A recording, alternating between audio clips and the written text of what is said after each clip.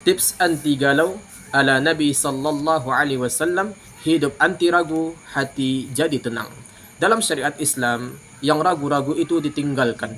Diperintahkan bagi kita untuk mengambil yang yakin. Mari sama-sama kita pelajari penjelasan hadis yang ke-11 dari hadis Arba'in karya Imam An-Nawawi rahimahullah ta'ala. An Abi Muhammad al-Hasan ibn Ali ibn Abi Talib sibiti Rasulullah sallallahu alaihi wasallam wa rihanatihi radhiyallahu anhu maqal. حفظت من رسول الله صلى الله عليه وسلم دع ما يريبك إلى ما لا يريبك. Rahu Tirmidzi wan Nasa'i wa qala Tirmidzi hadisun hasanun sahih.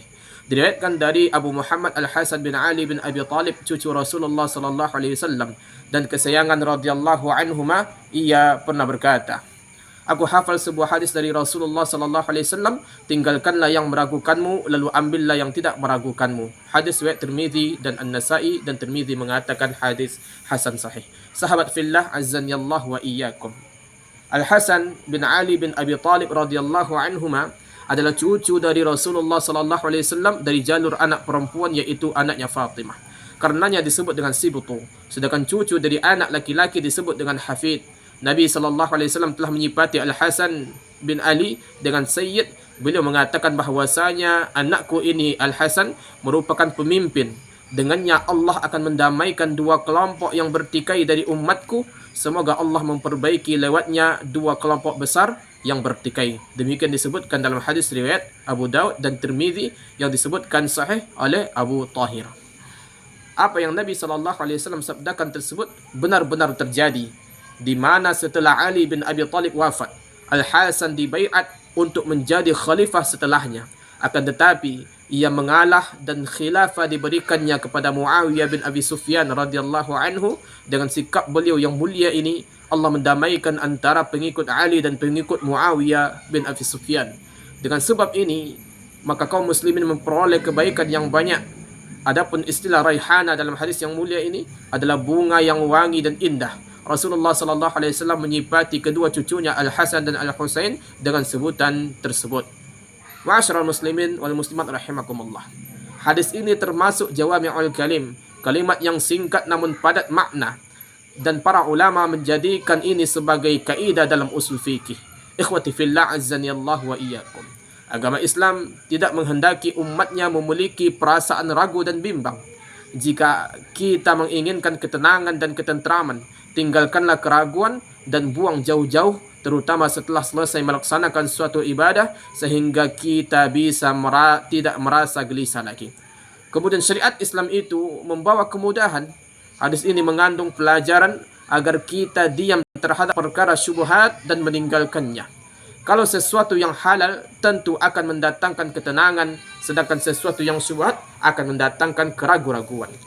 Beberapa orang yang terkenal dengan zuhudnya seperti Abdurrahman Al-Umari, Fudail, dan Hasan bin Abi Sinan mengatakan bahwa bentuk wara' adalah meninggalkan sesuatu yang ragu-ragu lalu mengambil yang tidak meragukan. Dari sekelompok sahabat seperti Umar, Ibnu Umar, Abu Darda, dan Ibnu Mas'ud radhiyallahu anhu mengatakan, apa yang engkau inginkan dari hal yang masih meragukan, padahal di sekelilingmu ada 4.000 hal yang tidak meragukan.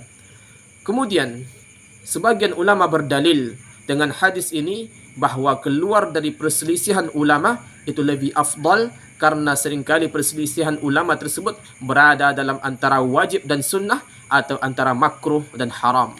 Ikhwati fillah azzanillahu wa iyyakum. Dalam hadis yang mulia ini, para ulama menarik sebuah kaidah fikih yang agung, yaitu al-yaqinu la yazulu bisyak. Yakin tidak bisa dikalahkan dengan keraguan. Dalam Sahih Al-Bukhari dan Muslim disebutkan hadis dari Abdullah bin Zaid radhiyallahu anhu bahwasanya ia pernah mengadukan pada Nabi sallallahu alaihi wasallam mengenai seseorang yang biasa merasakan sesuatu dalam salatnya. Artinya dia merasa ada keluar angin dalam salatnya. Maka Nabi SAW pun bersabda, la yansarif hatta yasma' sautan aw yajida rihan. Janganlah engkau berpaling hingga engkau mendengar suara atau mendapati bau daripada aroma tersebut. Yaitu hadis riwayat Bukhari dan Muslim. Imam An-Nawawi rahimahullahu ta'ala berkata mengenai hadis tersebut, yaitu makna hadis tersebut adalah ia boleh berpaling sampai ia menemukan adanya suara atau mencium bau dan tidak mesti ia mendapati keduanya sekaligus sebagaimana hal ini disepakati oleh para ulama kaum muslimin. Hadis ini menjadi landasan suatu kaidah dalam Islam dan menjadi kaidah fikih, yaitu sesuatu tetap seperti aslinya sampai datang sesuatu yang yakin menyelisihinya.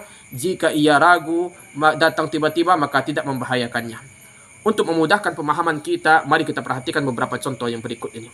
Yang pertama, siapa yang yakin bahawa dia dalam keadaan suci, kemudian dalam keadaan ragu-ragu datang hadas, maka ia tetap dalam keadaan taharat suci, baik hal tersebut didapati ketika salat maupun di luar salat. Inilah pendapat mazhab Imam Syafi'i, baik mayoritas kalangan ulama terdahulu maupun ulama khalaf. Kemudian yang kedua, siapa yang berhadas pada subuh harinya, kemudian ia ragu-ragu setelah itu apakah ia sudah bersuci ataukah belum, maka ia dihukumi seperti keadaan pertama, yaitu ia dalam keadaan hadas.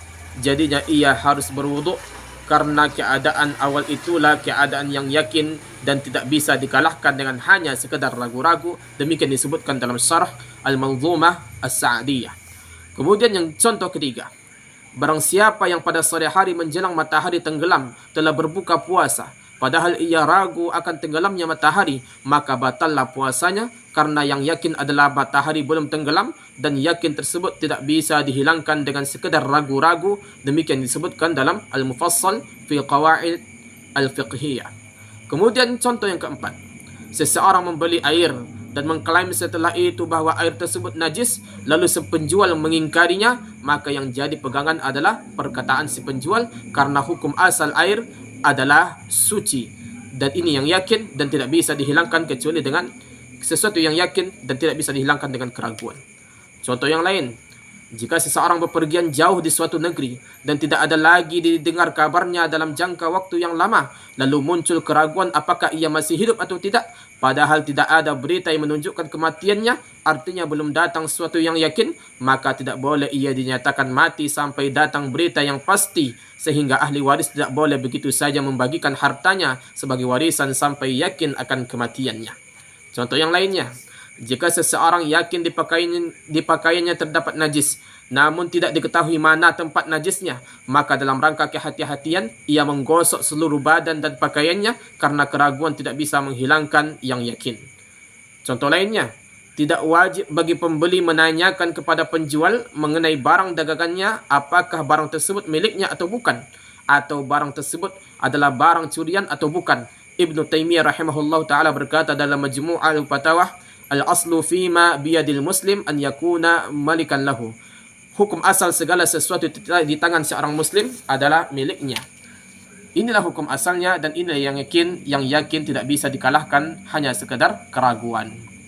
Contoh yang lainnya, kehati-hatian dalam rangka ragu-ragu dalam masalah menilai suatu air bukanlah hal yang disunnahkan, bahkan tidak disunnahkan sama sekali untuk menanyakannya. Bahkan yang dianjurkan adalah membangun perkara di atas hukum asal yaitu suci. Jika ada indikasi menunjukkan najis, barulah dikatakan najis. Jika tidak, maka tidak perlu sampai dianjurkan untuk menjauhi penggunaan air tersebut cuma atas dasar sangkaan. Namun jika telah sampai hukum yakin, maka ini masalah yang lain. Demikianlah beberapa contoh. Kemudian kita tutup dengan satu contoh ini. Ada seseorang yang telah selesai salat, lantas ia ragu apakah telah mengerjakan salat zuhur tadi 3 atau 4 rakaat. Keraguannya seperti ini tidak perlu diperhatikan, asalnya salatnya sah selama tidak datang yakin kalau ia mengerjakan salat 3 rakaat. Kalau memang yakin baru 3 rakaat, maka ia menambah lagi rakaat yang keempat selama jedahnya tidak terlalu lama, lalu ia salam dan kemudian tutup dengan sujud sahwi. Inilah beberapa contoh dari kaidah yang agung ini, yang mulia ini, yang artinya kita meninggalkan sesuatu yang meragukan dan kita mengambil sesuatu yang yakin. Wallahu a'lam bissawab.